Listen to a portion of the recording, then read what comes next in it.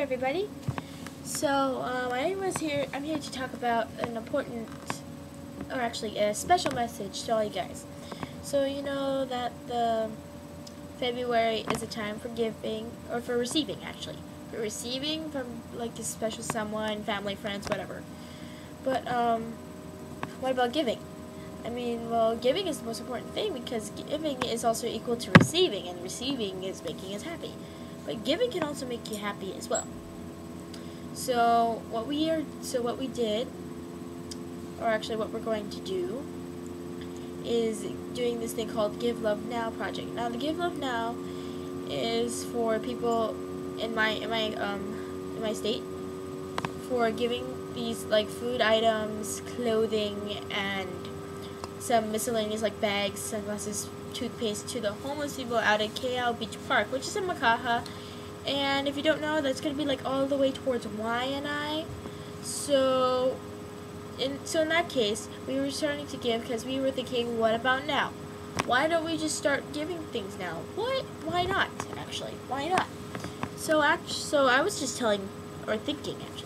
thinking about like, what can we do? We're just one person.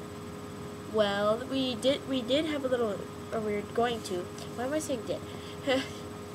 We're going to be calling up a few people and maybe doing like some little drive runs, getting materials and stuff, and making things happen. As simple as that. So with that note, I ask you people, what about now? Give love now. Which is why it's a good thing. And, well, it's really kind of heart-giving, too, because for people, we're taking things for granted lately, and it's a very sad thing. So, yeah. So, get going. Okay, so that was just, like, uploaded, it was uploaded shortly onto the OCC network, but that was recorded, like, since January 31st. Not kidding. But, yeah, the reason why I'm posting this up now is because there's this little thing that was happening on called the Give Love Now project. And the Give Love project, I forgot to mention that from recording, was that it was happening on February 28th of 2009, going to the Cal Beach Park and giving goods to the homeless people that live there in Makaha. And if you don't know where that is, that's out in YNI, somewhere at the far end side. So, yeah, it was today. We were all there early in the morning, getting this stuff prepared, rushing out to the beach and giving stuff out. Now, that was, to me, today, actually, well, you know, I'm tired and I just, like, lose my brain after working too hard. We got out and it was a really fun experience. Anywho, the reason why it was a fun experience is because, well, usually we take things really granted for, and giving it to the people with an open heart is really enjoyable, and it kind of makes you more of a better person. And to me, it makes me a really good better person because, well, it was really fun meeting new people, and they were so sweet.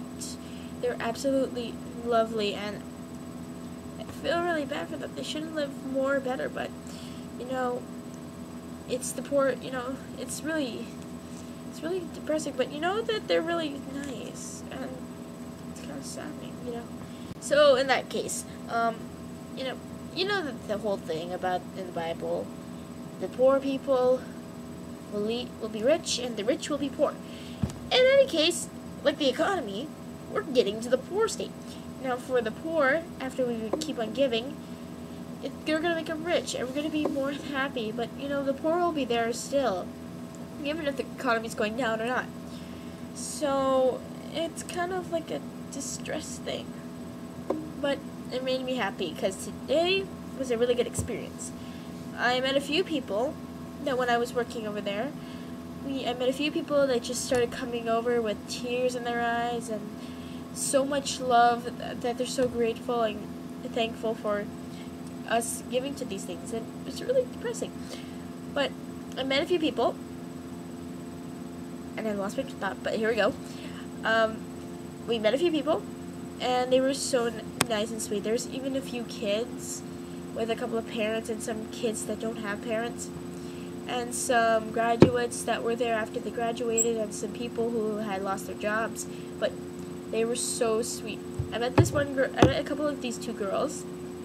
I forgot their names, but I think her name was Keani and Kahu, and they just came over wanting to look for like clothing, and they say thank you for some people bringing it there, and it was really it made me really smile because you never seen that, being so thankful. You never see people being that thankful for something, unless you were thinking of buying or getting a expensive thing. But anywho, it was really adorable, and it made me really like tear up a bit when she starts looking through when Cal was looking through all these clothings in the boxes, and she finds this shirt like Mountain Dew, and then my Auntie Carol was right behind me, and she's like, yeah, Mountain Dew, it's actually related to Pepsi, so yeah, Pepsi, cool. She's like, Pepsi? Oh, famous shirt, yes. And then I'm like, oh my god, wow. And then Auntie Carol's like, yes. And she's like, oh wow.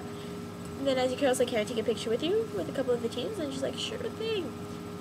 They're so happy when we ask them just for the little things like pictures or just some small stuff, and they're just like, yeah, go for it.